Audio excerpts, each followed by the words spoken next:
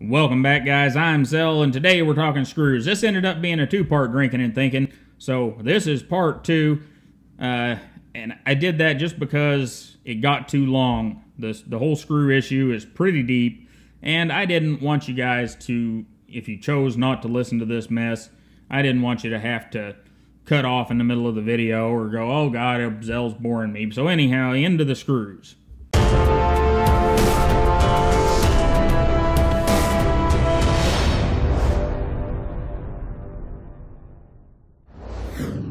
Alright guys, last week we talked about screws, or I planted the seeds in your heads about screws, and get your mind out of the gutter, we're talking about fasteners, screws we use on knives, not what we do after the lights are out, fasteners. Anyhow, what I wanted you to think about was what was below the head of that screw, and that's what we're going to start with today. Whenever we talk about fasteners, the screws and little bolts that hold knives together, we have all sorts of different types, but the threads below the head of that screw are not always the same, and there's a reason for that. If you remember a few years ago, Hinderer knives with their XM18s, XM24s, etc., they took production in-house. It was kind of a big deal, and I assume they still do things this way. And what was put out was that they wanted to control every issue of the knife, especially the fasteners. And why would they go through the trouble to bring everything in-house to take care of fasteners? Well, it comes down to this. Screws in general, if you order yourself some screws or go to the Home Depot and pull the thing out, or Lowe's or whatever, pull a little drawer out and you grab you a handful of quarter 20s or 22 by 56s or whatever, those screws are run through a screw machine. And for the most part, they're great. But if you're doing precision work, trying to get things consistent, screws that come out of a screw machine can mess you up. Because here's how it works. Screw machine's really cool. Stalk goes in the back of it. It's got a little bin on the front of it. And stalk in, screws out. Does all kinds of magic inside. And it's quick. If you stand in front of one of those things, man, they're popping screws out constantly, and it's cool. But the problem comes whenever you're, let's just say that you're Hinderer knives. You ordered 1,000 screws. And you ordered, maybe from a different company, 1,000 of these sleeves. And those sleeves are all CNC machines, so majority of those are pretty much perfect. And the first run of screws are perfect. And you put together a couple hundred XM18s and XM24s, and everything is beautiful, and the world, you know, the sun's out, the birds are singing, and everything's great. And that is awesome. And then those screws were great, so you go to that same company and you order another 1,000 screws, and you start trying to stick them in the ferrules or in the sleeves, and things aren't lining up right. Things aren't working quite right. Maybe the screws are a little tight or a little loose. Maybe the threads are cut a little funny. And that happens because, are they still whatever size screw? Well, yeah, they are, but screw machines wear, and one screw machine to the next may be slightly different. So the screws that come out of it will be slightly different, and that's not a beautiful thing for general use, like you know, putting bolts in the head of your small block Chevy. No problem. You know, they're close enough. Dribble a little Loctite down in there, put the proper torque on them, good to go. But whenever we're talking about precision stuff like knives, it doesn't work out that good. You don't have much wiggle factor. So Hinderer brought it all inside. And I don't know if they're using a screw machine or a CNC machine, and it doesn't matter. The thing is they have a standard sitting there by the machine, whether it's CNC or whether it's a screw machine, and they check ever so many screws and make sure that they don't need to replace bits, they don't need to replace dies, they don't need to replace whatever's cutting the screws. They don't need to make adjustments to the screw machine. And if something doesn't fit quite right or the way it's supposed to, then they make adjustments or replace whatever they need to. And that way they can consistently have fasteners that work right. And that is a beautiful thing. And We Knives does the same thing. I happen to have some insight here. We Knives CNCs all their screws. So what does that mean? Well, that means if the CNC operator is paying attention, using his no-go gauge and checking ever so often with the screws, then you get consistently good screws that all fit well, and you have less problems with your knife. It's one reason that We Knives, Riot Knives, and some of the other brands fit together so well, because they pay attention not only to the milling of the scales and all the other parts, they pay close attention to the fasteners. And that is a beautiful thing.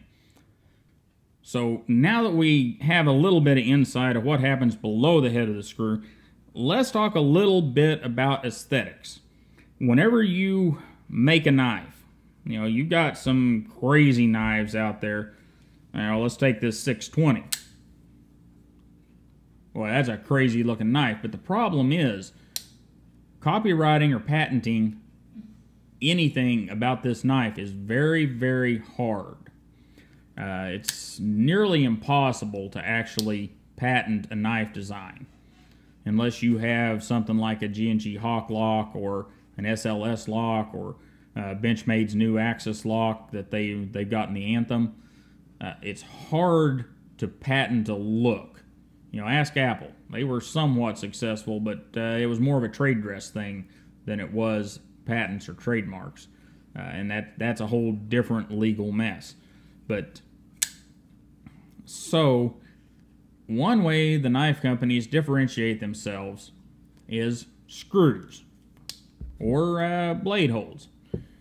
But the use of screws like this, or in Hinderer's case, the use of the hex screws, the flat screw here, and the slightly different pivot sleeve, allows that company to differentiate itself from its competitors, even if its competitors make a very similar knife. And we know that happens. I mean, your slab side titanium stonewash flipper, every company has 5 or 6 of them, so that means that there's dozens upon dozens out there, and many of them look very much the same.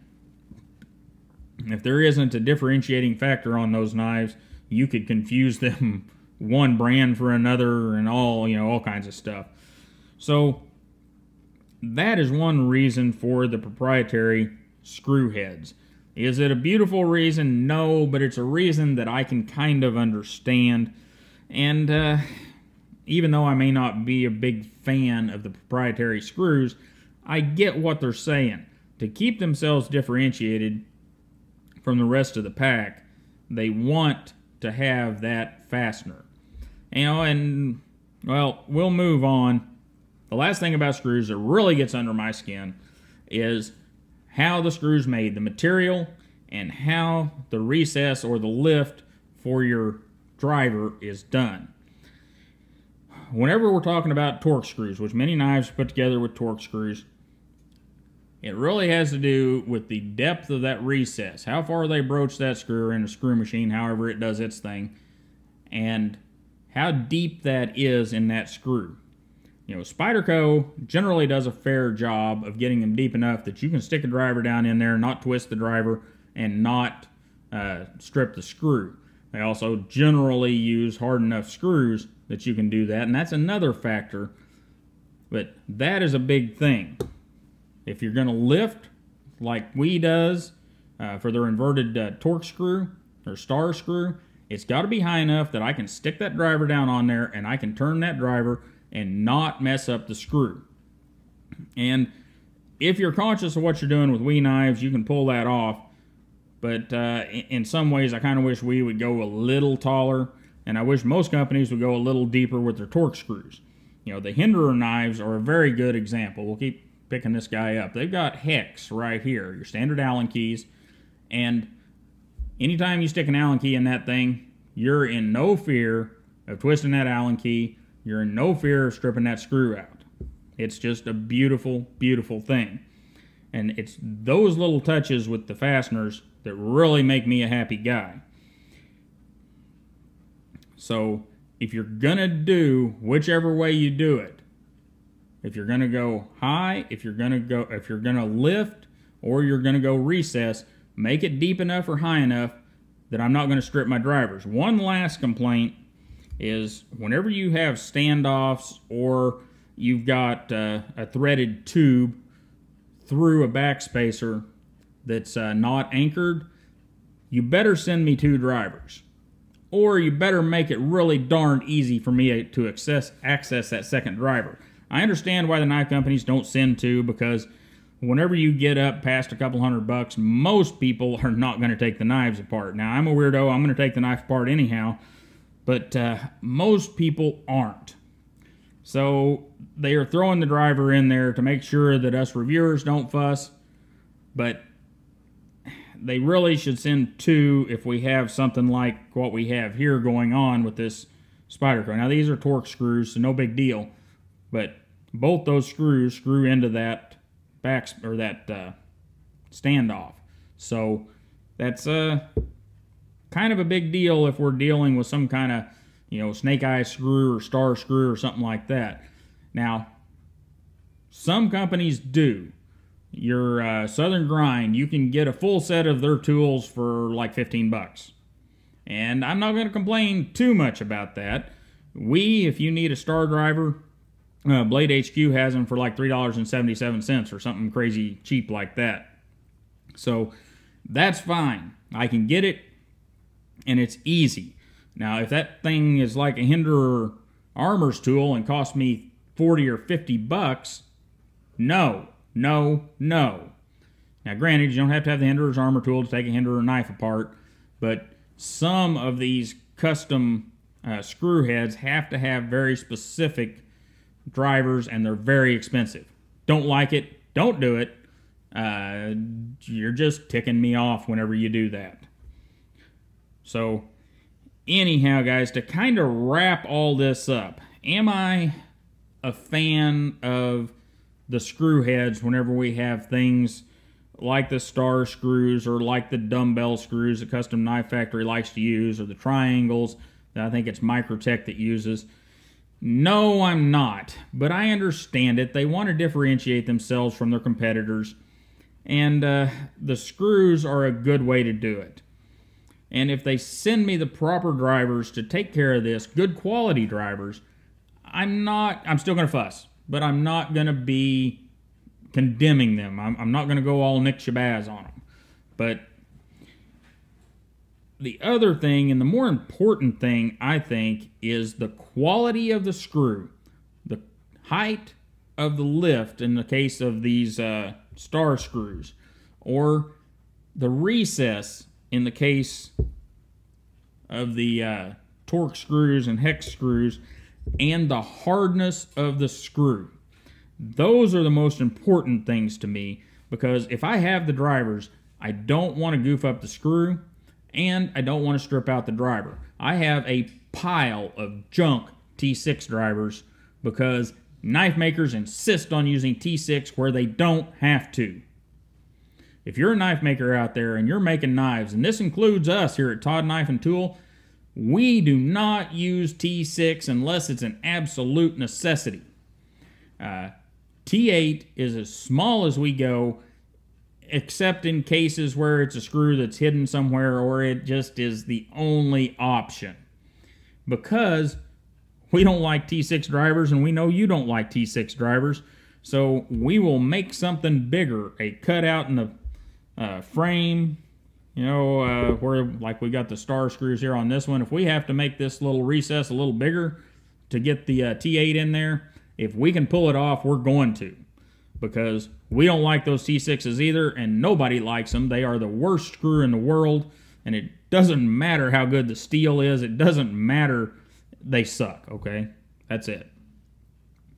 So, anyhow, guys, that's kind of my wrap up on screws, and hopefully that all come out in a good manner. I even took notes this time, and I'm sure I went off the rails somewhere. But anyhow, screws are important, knives or otherwise.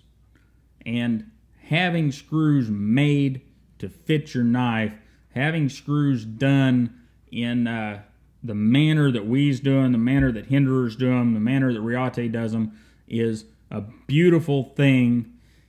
And if they could give us some standard hardware on some of the knives, and I really, really wish that whenever we got to your general everyday use knives, like, you know, your Endura here, from whatever knife company, that they would back off their proprietary hardware and realize these knives are going to go to work with people and they may need to be adjusted. And a lot of these guys have a toolbox and they have Allen wrenches or they have Torx wrenches. So if you put torque wrenches on your knives that are designed to be out there with the workman, you're giving that guy the opportunity to tighten up a pivot, to work on his knife without having to carry around extra parts. Now, whenever we get to fancier art knives, say the 620, if they put Allen or Torx screws in this knife, it'd just look funny, because this one would lose its battleship look if we took the star screws out of it. But if we go back down with to the G10 models, it would be nice to see some Allen or Torx there. So anyhow, like I said, I think I went off the rails several times. I really appreciate you guys listening and following along with me, and I hope we made some sense out of this. And this dude is just huge. I mean, holy hell. Look at that. And we'll have more information on that. I'm not even sure who made it, but whenever I get in contact with Elijah, we will get more information on that knife. Anyhow, guys, I really appreciate you stopping by and hanging out with me. Don't forget to like, share, and subscribe, and I'll see you next time.